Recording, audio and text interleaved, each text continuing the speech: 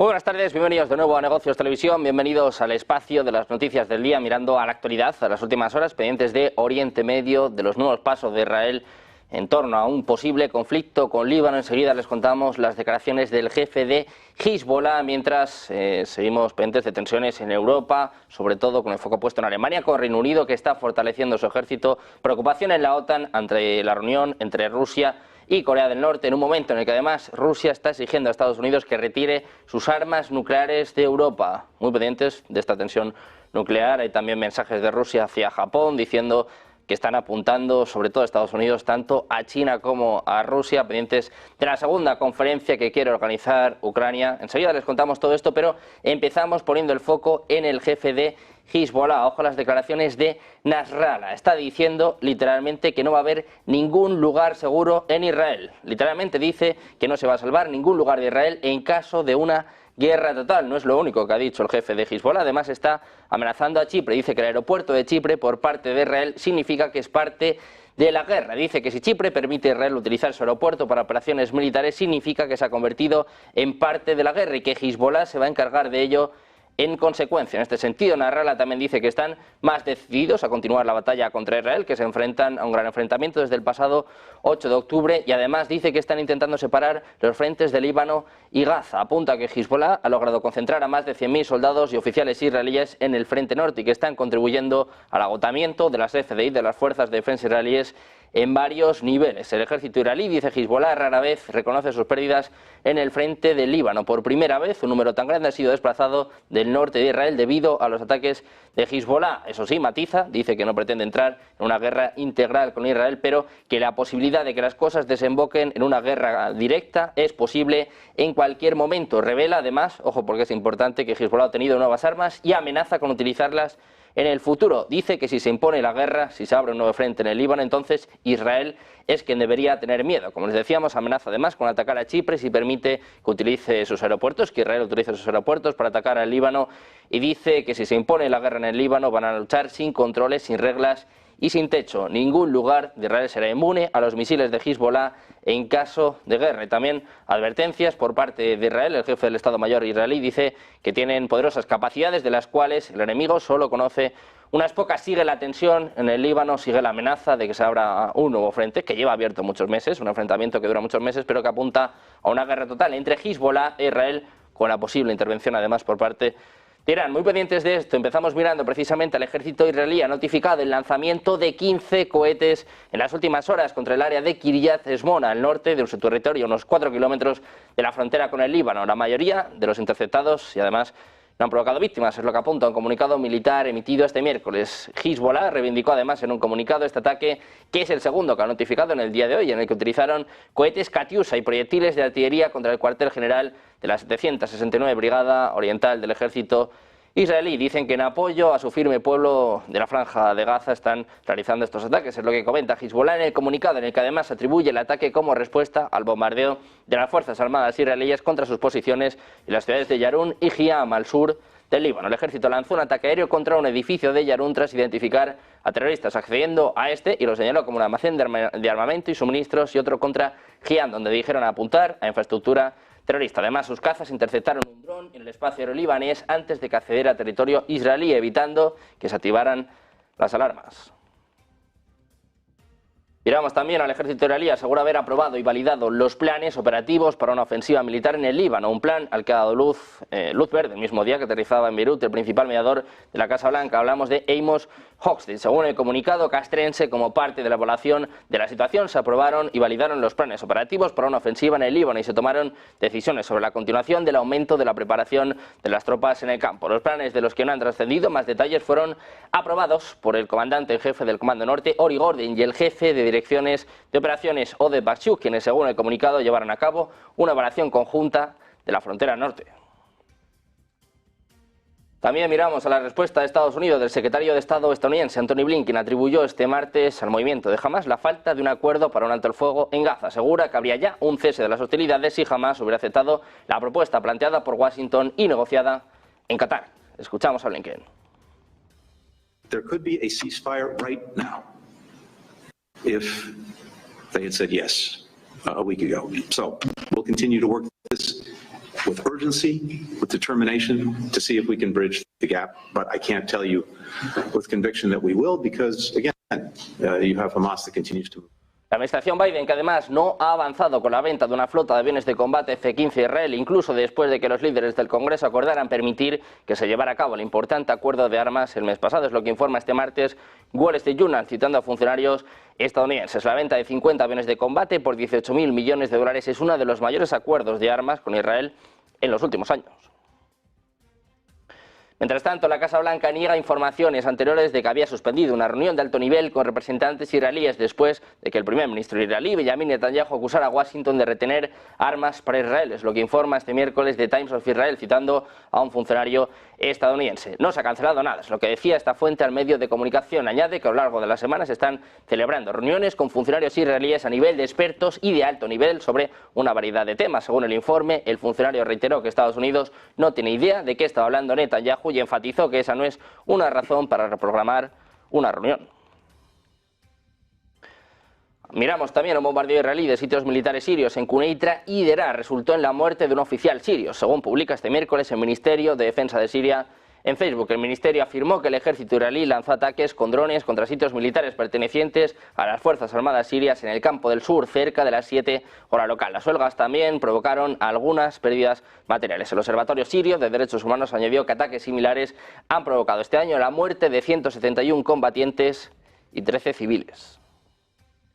Miramos también a Irán. Se lleva muchos meses dando vueltas al enriquecimiento de uranio a los niveles así Irán puede en algún momento llevar a cabo o crear armas nucleares. Nos va a contar la última hora nuestro compañero Borja García. ¿Qué tal? Borja, muy buenas. Muy bien, encantado de estar aquí. Efectivamente, y es que la instalación nuclear más segura de Irán podría triplicar su producción de uranio enriquecido gracias a una importante expansión que está siendo llevada a cabo actualmente. Esta expansión permitiría al país obtener un arsenal nuclear rápidamente, siendo posible obtener varias bombas nucleares cada mes, según ha informado el Washington Post, citando documentos secretos.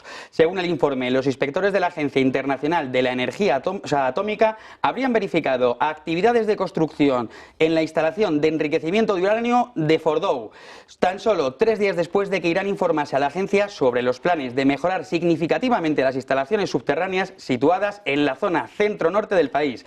Además, hay que informar de actividades de ampliación en otra instalación iraní, concretamente en la de Natanz, en el centro de Irán. Pues pendientes de Irán, muchas gracias Borja por esta última hora. Nosotros miramos también a Taiwán. El Departamento de Estado de Estados Unidos aprobó la posible venta a Taiwán de drones y misiles por un valor estimado de 360 millones de dólares. Es lo que apuntaba la Agencia de Cooperación para la Seguridad de la Defensa del Pentágono. Estados Unidos está obligado por ley a proporcionar a Taiwán los medios para defenderse a pesar de la falta de vínculos diplomáticos formales ante la ira constante de Beijing. China ha estado intensificando la presión militar contra Taiwán, incluida la organización de ejercicios de guerra en la isla el mes pasado después de la toma de posesión de Lai Ching-te como presidente. Según la agencia del Pentágono, esta venta va a ayudar a mejorar la seguridad del destinatario y ayudará a mantener la estabilidad política, el equilibrio militar y el progreso económico en la región. Pendientes de China, les contamos que el portavoz del Ministerio de Asuntos Exteriores chino, Lin Jian, ha defendido este miércoles las acciones tomadas contra un barco filipino cuya misión de reabastecimiento fue interferida por Pekín. Afirmaba que el proceso fue profesional y comedido. Subrayaba además que no se tomaron medidas directas. El portavoz enfatizó que el barco invadió ilegalmente aguas chinas sin transportar artículos de primera necesidad, como afirmaba Manila, pero dicen que el suministro secreto de materiales, construcción, armas y municiones puso en alerta a China. Pendientes también de Alemania, les contamos que el ministro de Economía alemán, Robert Habeck, ha afirmado este miércoles que si bien Berlín no busca separarse de Beijing, ser demasiado dependiente es un problema. Dice que China es un socio importante en todos los campos, es lo que apuntaba Habeck a los periodistas antes de emprender su gira por Asia Oriental, que también va a incluir un viaje a China a finales de esta semana, destacando que la relación entre Beijing y Berlín se ha vuelto más compleja. El ministro de Economía va a aterrizar primero en Corea del Sur y luego visitará China antes de regresar a Alemania. También se desempeña, como dice el canciller de Alemania, y va a viajar a Beijing en medio de las crecientes tensiones entre la Unión Europea y China después de que el bloque anunciara aumentos de aranceles para la importación de vehículos eléctricos de China. Pendientes de Alemania, además, en medio de la Eurocopa, son muchos ya los avisos, las amenazas terroristas, también de posibles sucesos, posibles disturbios. Nos cuenta una nueva última hora nuestro compañero Borja García. Cuéntanos qué pasa en Alemania. Pues que un hombre armado ha sido detenido en Hamburgo después de amenazar con hacer explotar un edificio en la ciudad alemana. El individuo se habría trincherado, aunque todavía se desconocen las causas. Este caso se suma al de hace 3 días, cuando otro hombre armado con un artefacto incendiario y un pico fue abatido por la policía en la misma ciudad. Como resultado de la operación policial, el atacante resultó herido y fue trasladado al hospital para recibir tratamiento médico. Pendientes de Alemania, en medio de la Eurocopa, siguen los problemas de seguridad. Ya veremos qué pasa en los próximos meses con los Juegos Olímpicos de París, que también traen muchos quebraderos de cabeza. Nosotros miramos a Europa de nuevo. Les contamos que el 14º paquete de sanciones que la Unión Europea pretende imponer a Rusia va a estar dirigido a más de 20 personas y 22 entidades jurídicas. Es lo que informaba este miércoles EU Observer, citando un borrador de propuesta de la Unión Europea. Según el informe, la nueva lista de sanciones va a incluir al fundador de la compañía rusa de cobre, Igor Altuskin, al presidente de la cervecería báltica, Tamurat Boloev, y al director general del Instituto para el Desarrollo de Internet, Alexei Goreslavsky. Además, estas restricciones van a afectar a ejecutivos de defensa, funcionarios gubernamentales y empresas de energía. El portal señaló que se espera que el nuevo conjunto de sanciones sea aprobado en la próxima reunión de ministros de Asuntos Exteriores del bloque el próximo 24 de junio. Miramos también a Francia. En una entrevista para medios locales, el presidente del partido francés de derecha, Agrupación Nacional, Jordan Bardella, ha criticado al futbolista Kylian Mbappé, que en las vísperas de las elecciones parlamentarias llamó a los jóvenes a que voten contra los extremos y las ideas divisorias. Decía Bardella: tengo mucho respeto por nuestros futbolistas, ya sea Marcus Thuram o Kylian Mbappé, que son iconos del fútbol e iconos para la juventud, pero hay que respetar a los franceses, hay que respetar el voto de todos. Bardella hizo hincapié en lo inoportuno de tales comentarios, dados los cuantiosos ingresos del delantero estrella. Decía: cuando tienes la suerte de tener un sueldo enorme, ser multimillonario, la posibilidad de viajar en jet privado, me molesta un poco ver a estas figuras del deporte dando lecciones a gente que lucha por llegar a fin de mes.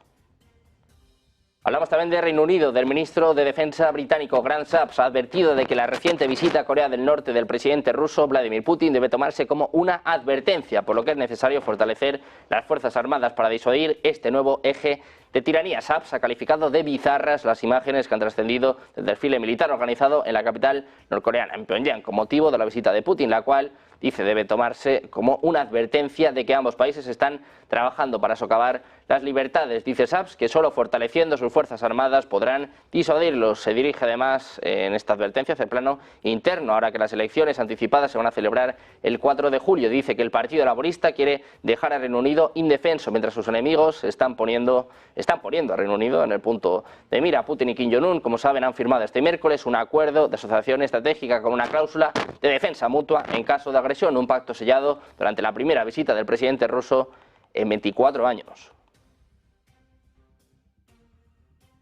Miramos también a Hungría, que asume la presidencia rotatoria del Consejo de la Unión Europea el próximo 1 de julio. De cara a este periodo, el gobierno de Viktor Orbán ha hecho propio, aunque con lectura personal, el tema que va a lanzar para América el estadounidense Donald Trump y que le llevó al poder. El eslogan que ha elegido Budapest muestra cercanía a la hora de enfocar las políticas. Decía: hagamos que Europa vuelva a ser grande. El lema en inglés, Make Europe Great Again, ha sido presentado por el ministro de Asuntos Europeos húngaro, János Boka, con el que Budapest pretende resaltar que juntos somos más que por separado. El logo que acompaña el eslogan está basado en el cubo de Rubik, el invento del húngaro Ernő Rubik, que cumple medio siglo este año.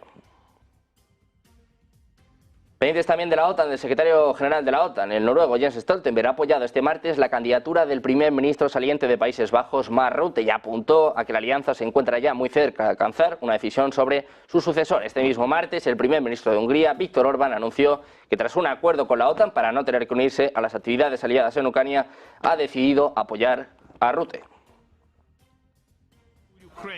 We are not there yet to decide on the top jobs. So we discussed it also between the political families, and we will take that discussion forward. So early next week, I think informally we will continue consulting, and that will be Emmanuel Macron, myself on behalf of the Liberals, and others on behalf of 2 other families. A couple of members of the European Council are not a member of any of the 3 families, so they will also have their talks, and also with us, and then we will come to Brussels. But we have...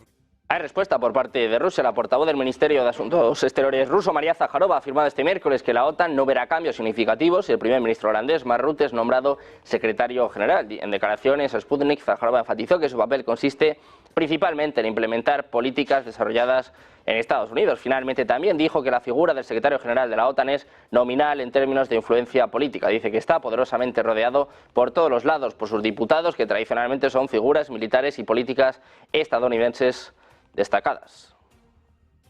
Precisamente sobre esta cuestión preguntábamos en las últimas horas a Santiago Armesilla, que nos decía que este relevo de la OTAN no va a traer muchos cambios. Le escuchamos. No hay una nueva época. Yo creo que hay unos intentos diplomáticos propios de la política exterior para convencer a la mayoría de líderes de naciones dentro de la Unión Europea que están en la OTAN para que vayan en la línea que quiere Estados Unidos, pero no veo realmente que haya una ruptura real o una nueva etapa con respecto a las inercias de décadas anteriores. Para irnos a un dato reciente, es decir, del año pasado, 2023, hasta un 15,3% aumentó la producción nuclear y de armamento nuclear en los países OTAN, en los países que están dentro de la OTAN. Con lo cual, yo creo que desde la Segunda Guerra Mundial esta organización no ha variado en su perspectiva y en sus criterios de organización y en sus fines. Que simplemente pues lo que buscan es que no haya, entre comillas, disidencia en esos planes y programas. Precisamente Rusia está reaccionando a esta cuestión, al hecho de que Ucrania pueda unirse en algún momento a la OTAN. Dice directamente que Ucrania nunca se unirá a la alianza del Atlántico Norte. Es lo que afirma el viceministro de Asuntos Exteriores ruso, Sergei Ryabkov, en una entrevista con TASS, comentando las declaraciones del secretario general de la OTAN, Jens Stoltenberg, de que la condición para la entrada de Ucrania en el bloque militar será su victoria en el conflicto con Rusia. El viceministro dijo que esto significa que esto nunca va a suceder. Añade que espera que el señor Stoltenberg entienda esta cuestión. Dice que sabe mejor que nadie cómo se preparó la famosa decisión de 2008, cuando los líderes de la OTAN escribieron al más alto nivel que Ucrania se convertiría en miembro de la OTAN. Esto se convirtió en el detonante de gran parte de toda la crisis que estamos observando hoy. Dice que si los miembros están dispuestos a caer nuevamente en la misma trampa y la historia no les enseña nada, entonces serán golpeados nuevamente y además sus moratones empeorarán. Cuando se le preguntó si esto significa que Ucrania nunca se unirá a la OTAN, Ryabkov reiteró que cree que esto está totalmente descartado. Pendientes también de un ataque con drones rusos en la región occidental ucraniana de Lviv, en la frontera con Polonia. Ha dejado a un hombre herido y ha provocado daños a un edificio residencial de varios pisos. Según el alcalde de la ciudad de Lviv, el ataque con aviones no tripulados ha caído en la aldea de Malejiv, donde también ha dañado decenas de ventanas en otros edificios residenciales. Es lo que escribía el alcalde de Lviv en la aplicación de mensajería de Telegram. Un hombre de 70 años fue hospitalizado en estado moderado, según añadía Sadov. El gobernador regional de Lviv, Maxim Kochysky, ha señalado en Telegram que los 5 drones que lanzó Rusia fueron destruidos por los sistemas de defensa aérea de Ucrania. Los daños y lesiones fueron causados por la caída de los escombros. Ambas partes niegan tener como objetivos a civiles en la guerra. Pendientes también de la visita del presidente ruso Vladimir Putin a Corea del Norte, la reacción de Occidente, se disparan todas las alarmas. Hacemos una pausa, 2 minutos y enseguida les contamos todo en Negocios Televisión.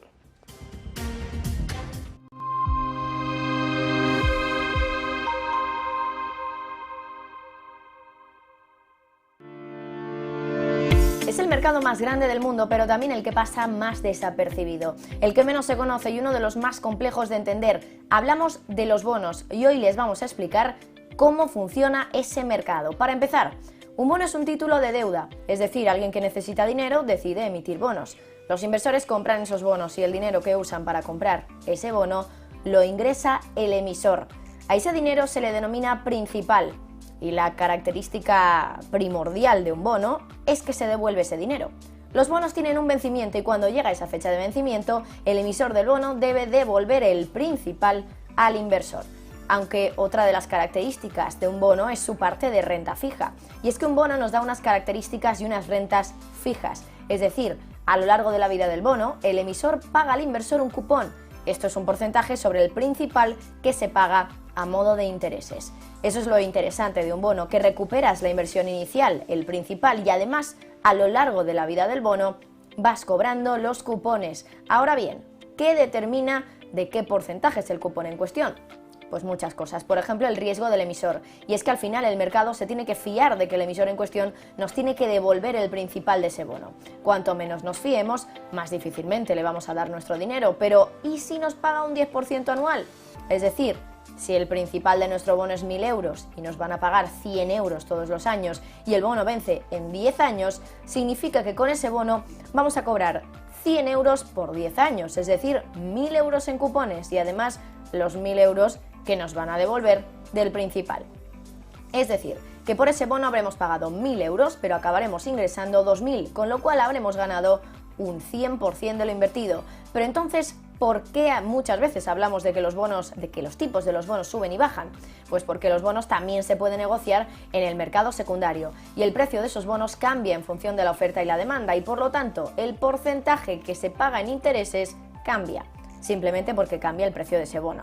El principal sigue siendo 1.000, pero si la demanda por ese bono se reduce, el precio puede bajar, por ejemplo a 900, y por tanto esos 100 euros que se cobran de cupón cada año dejan de ser un 10% y pasan a ser ahora un tipo más alto porque ahora se calcula sobre 900 y no sobre 1.000. Así es como funcionan los bonos, un mercado complicado, pero eso sí, un mercado mucho más grande incluso que la tan conocida bolsa.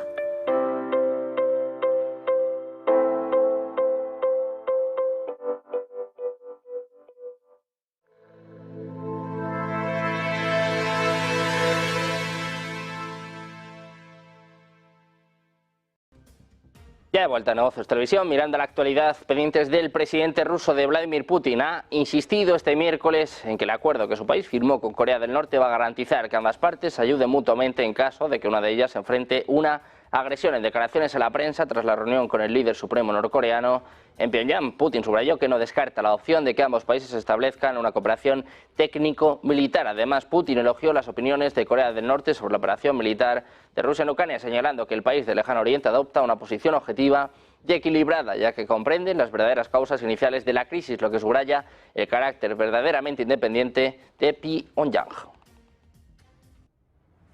Precisamente el presidente ruso ha dicho que se debe revisar el régimen de sanciones del Consejo de Seguridad de la ONU contra Corea del Norte, lanzado por Estados Unidos. Decía Putin: me gustaría señalar que el régimen restrictivo indefinido del Consejo de Seguridad de la ONU con respecto a Corea del Norte, inspirado en los Estados Unidos y sus aliados, debe ser revisado. Es lo que afirmaba tras las negociaciones con el jefe de Asuntos Estatales de la República Democrática de Corea del Norte. Putin enfatizó que los clichés propagandísticos reproducidos una y otra vez por los occidentales ya no pueden disfrazar sus planes geopolíticos agresivos, incluso en la región del noreste de Asia. El líder ruso señaló que las valoraciones de Moscú y Pyongyang sobre las causas profundas de la escalada de la tensión político-militar coinciden, que se trata de una política de confrontación de Estados Unidos para ampliar su infraestructura militar en la subregión, que va acompañada de un aumento significativo en la escala e intensidad de diversos ejercicios militares con la participación de Corea del Sur, Japón y también con ejercicios hostiles a Corea del Norte. Según él, estas medidas socavan la paz y la estabilidad y representan una amenaza para la seguridad de todos los países del noreste de Asia. Miramos también a palabras de Kim Jong-un. El líder supremo de Corea del Norte afirma este miércoles que el acuerdo estratégico integral firmado entre Moscú y Pyongyang es amante de la paz y defensivo. Tiene como objetivo proteger los intereses de ambos países implicados. Decía Kim: no tengo ninguna duda de que se convertirá en una fuerza motriz que acelerará la creación de un nuevo mundo multipolar. Añade que el tiempo ha cambiado y que el estatus de Corea del Norte y la Federación Rusa en la estructura geopolítica global también ha cambiado. Es lo que añadía el propio Kim, subrayando que los lazos bilaterales entre ambos países han alcanzado un nuevo nivel de relaciones aliadas. El líder norcoreano y el presidente ruso firmaron previamente el acuerdo, que incluye una cláusula de defensa mutua, asegurando la cooperación entre ambos países ante una posible agresión. Pendientes también de la reacción de la OTAN, el secretario general Jens Stoltenberg ha señalado que la alianza está preocupada por el posible apoyo de Rusia a los programas nucleares y de misiles de la República Norcoreana. Estados Unidos ha acusado a Corea del Norte de suministrar docenas de misiles balísticos y más de 11.000 contenedores de municiones a Rusia para su uso en Ucrania. Precisamente, después de hablar con Antony Blinken, hablaba de esta cuestión el propio Jens Stoltenberg. Señala que la guerra en Ucrania estaba siendo apuntalada por China, Corea del Norte e Irán. Todos ellos, dice, quieren ver fracasar a la alianza occidental. Escuchamos a Stoltenberg advirtiendo sobre Corea del Norte. We are of course also concerned about the potential support that Russia provides to North Korea when it comes to supporting their missile and nuclear programs. We see how much military support Russia gets from North Korea, but also from Iran, and how China is propping up their war economy. And this is also one of the reasons why at NATO and at the NATO summit here in Washington next month, we will further strengthen our partnership with our partners in the Asia-Pacific region, Australia, New Zealand, South Korea and Japan, also to address the fact that the challenges they see, we see in Asia and Asia-Pacific are directly linked to the challenges we face. Rusia, además, está hablando de la histérica y convulsiva reacción de Occidente a la visita del presidente ruso Vladimir Putin a Corea del Norte. Dicen que se debe en parte al odio inhumano histórico que Estados Unidos siente hacia el país asiático. Es lo que manifiesta la portavoz del Ministerio de Exteriores de Rusia, María Zaharova, comentando las declaraciones de Estados Unidos y la OTAN. En una entrevista, la portavoz dijo que todo lo que Rusia haga en la región Asia-Pacífico y que Estados Unidos llama India-Pacífico tiene lugar porque necesita reescribir los mapas geopolíticos. Dice que todo esto va a causar histeria en Washington, Londres y la OTAN en general. Entre las reacciones de la reacción convulsiva de Occidente, Zaharova destacó el odio histórico de Estados Unidos hacia la República Popular Democrática de Corea, porque nos ha rendido, ya que no quiere repetir el camino de Libia. En esta línea mencionó la aprensión que algunos sienten hacia Pyongyang y su vía de desarrollo. También recordó que el camino plagado de muchas dificultades de Corea del Norte es resultado del odio inhumano por parte de Washington, que dura varias décadas. Seguimos mirando a Rusia. La visita de la flotilla rusa a Cuba, que tuvo el efecto deseado, es lo que está contando un comandante de la Armada rusa. Dice que la visita al puerto de La Habana de la flotilla de la flota de norte rusa, integrada por una moderna fragata, un submarino atómico y 2 buques de apoyo, tuvo el efecto deseado y causó irritación a los adversarios de Rusia, es lo que declara hoy el comandante de la Armada rusa, Alexander Moiseyev. Dice que la cercanía de una flotilla de buques rusos a las fronteras de su actual adversario irritó a alguien, que para Rusia esto es algo muy importante, ya que estaban seguros de las acciones de sus fuerzas y, sobre todo, dice, contamos con el apoyo de Cuba cercana a nosotros. El viaje surtió efectos. Lo que decía Moiseyev, citado por la agencia Interfax, aseguró que los buques rusos van a seguir cumpliendo misiones en las zonas de importancia para Rusia, al igual que lo hacían antes. Pendientes también de Moscú, exige que Washington retire todas las armas nucleares estadounidenses de Europa y elimine la infraestructura para su despliegue, es lo que apunta la portavoz del Ministerio de Asuntos Exteriores ruso, María Zaharova, en una sesión informativa. Dice que independientemente de la preparación combativa de las armas asignadas a las misiones nucleares conjuntas de la OTAN, esta práctica extremadamente desestabilizadora sigue siendo en sí mismo el problema más grave para la seguridad del continente, es lo que afirma la diplomática. Dice que las exigencias rusas a este respecto siguen siendo las mismas, incluyen la retirada de todas las armas nucleares estadounidenses de Europa, así como la eliminación de la infraestructura para su despliegue allí. Zaharova ha señalado que dichas misiones se basan en el despliegue avanzado de armamento estadounidense en Europa, a miles de kilómetros de distancia del territorio nacional estadounidense y dentro del alcance operativo del territorio ruso. Precisamente sobre las armas nucleares también estaba hablando en las últimas horas Rusia. Dice que tiene también un gran margen para tomar represalias contra la confiscación de ingresos de sus activos. Rusia tiene cantidades significativas de activos y propiedades occidentales que podrían ser objeto de represalias por parte de Moscú si Occidente embarga ingresos procedentes de activos rusos. Es lo que declara este miércoles la portavoz del Ministerio de Asuntos Exteriores, María Zaharova. Los líderes del Grupo de los 7 acordaron en una cumbre celebrada en Italia la semana pasada utilizar los intereses de los activos rusos congelados para otorgar un préstamo de 50.000 millones de dólares a Ucrania. Rusia dice que esta acción es ilegal y que va a repercutir contra Occidente al socavar la confianza en el sistema financiero global. Dice Zaharova que Rusia tiene cantidades significativas de fondos y propiedades occidentales que están bajo jurisdicción rusa y que todo esto puede estar sujeto a políticas y acciones de represalia. En este sentido, añadió que, por supuesto, nadie va a revelar la naturaleza de estas acciones de represalia, pero que el arsenal de contramedidas políticas y económicas es amplio. Miramos también en los planes de Tokio de deshacerse del estatus de Japón como país no nuclear. Está preocupando a Rusia, es lo que apunta la portavoz del Ministerio de Asuntos Exteriores ruso, María Zaharova, en una conferencia de prensa. Dice que los planes de Tokio para erosionar el estatus no nuclear de la nación son de particular preocupación, incluso en el formato de unirse a las llamadas misiones nucleares conjuntas con los Estados Unidos, de manera similar a los países de la OTAN, o realizar simulacros multilaterales que involucran bombardeos estratégicos certificados para misiones nucleares. Esto también incluye la perspectiva de desplegar misiles estadounidenses de mediano alcance en Japón. La diplomática señaló que Estados Unidos utiliza a Japón como herramienta para contrarrestar no solo a Rusia, sino también a China. En este caso, según ella, no es exagerado compararlo con Ucrania, porque Estados Unidos literalmente utiliza a Japón para desestabilizar la situación en la región de Asia y el Pacífico. Añade que el pueblo japonés no quiere el mismo destino que Washington tiene reservado para los ucranianos. La portavoz del Ministerio de Asuntos Exteriores ruso ha afirmado este miércoles que los planes nucleares conjuntos de Estados Unidos y Corea del Sur tienen como objetivo obstaculizar a Rusia y China. Dice que la práctica de escenarios de conflicto armado geopolítico con el uso de armas nucleares incita a una mayor escalada de tensiones, socava la paz y la estabilidad y empuja a la subregión al borde de una catástrofe nuclear. Es lo que decía Zaharova en rueda de prensa. La diplomática señaló además que un conflicto en la península de Corea beneficiaría a la industria militar de Estados Unidos, ya que proporcionaría más contratos para su sector de defensa.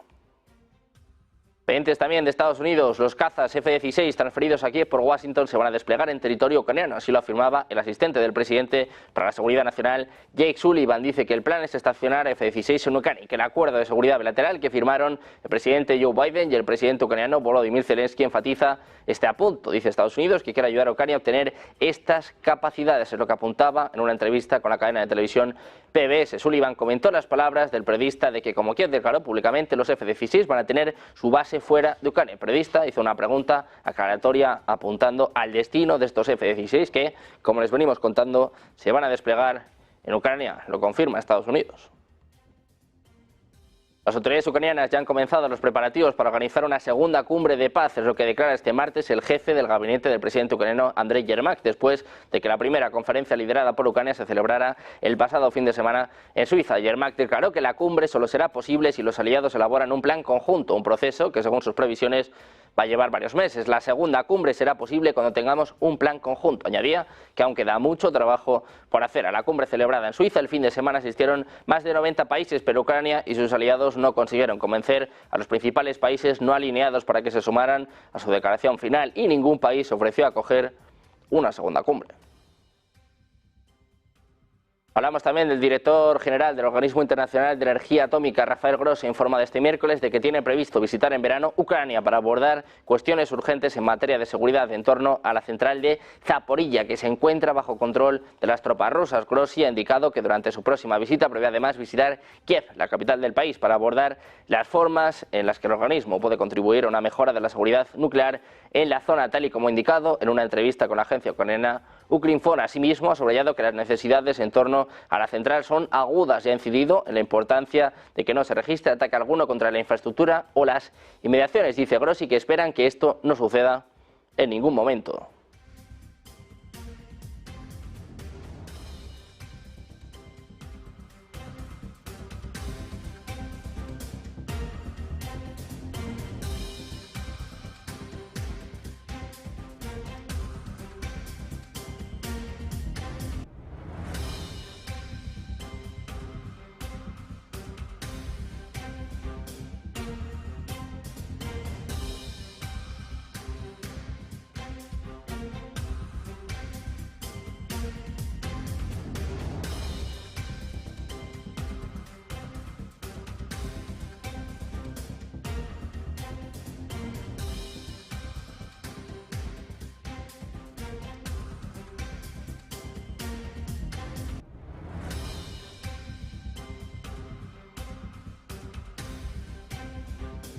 Hablamos también de Estonia, de Tallinn, que está dispuesta a hablar sobre el envío de tropas estonias a Ucrania, es lo que manifestaba la embajadora de Estonia en Ucrania, Anneli Kohl. Dice que esto no es una línea roja para nosotros, es lo que apunta literalmente. Dice, esperamos una posición común de la OTAN o de la Unión Europea y nuestros líderes, especialmente el Ministerio de Defensa, están discutiendo esto y recientemente dijeron que nada es imposible para nosotros. Estonia no tiene líneas rojas, no descarta enviar tropas a Ucrania. Hablamos también del presidente de Argentina, Javier Milei. Ha vuelto a criticar este martes al presidente del gobierno de España, Pedro Sánchez, llamándole cobarde y asegurando que mandó a sus ministros a insultarle. Dice Milei, yo no uso el aparato represivo del Estado para perseguir. Eso pasó cuando fue el cobarde Sánchez el que mandó a todos sus ministros a insultarme. Lo que decía literalmente el mandatario argentino en una entrevista con el canal televisivo Todo Noticias. Asimismo, aseveró que Sánchez comenzó sus ataques a través de su ministro de Transportes, Óscar Puente, quien dio a entender que en una comparecencia Milei parecía estar bajo los efectos de sustancias. Dice Milei, como después yo no respondía, muy cobardemente mandó a las mujeres a agredirme para después tildarme de misógino. Como no contesté, entonces ya se sumó él. Milei se refería a la ministra de Ciencia, Innovación y Universidades de España, Diana Morant, que afirmó que el presidente argentino era un ejemplo de modelo negacionista que atenta contra la propia democracia. También habló la vicepresidenta segunda, el ministra de Trabajo, Yolanda Díaz, que acusó a Milei de volver con el recorte y el autoritarismo.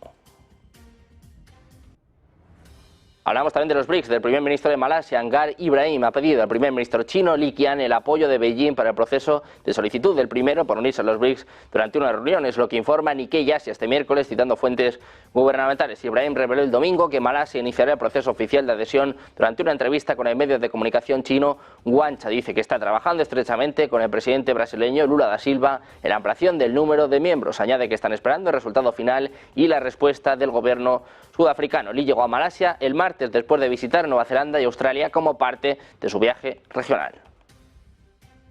Pendientes también de la llegada del presidente ruso Vladimir Putin después de visitar Corea del Norte. Se espera precisamente su llegada a Vietnam en un momento en el que además se está elogiando la postura de Vietnam en la guerra en Ucrania. Vivimos este momento, la llegada de Putin.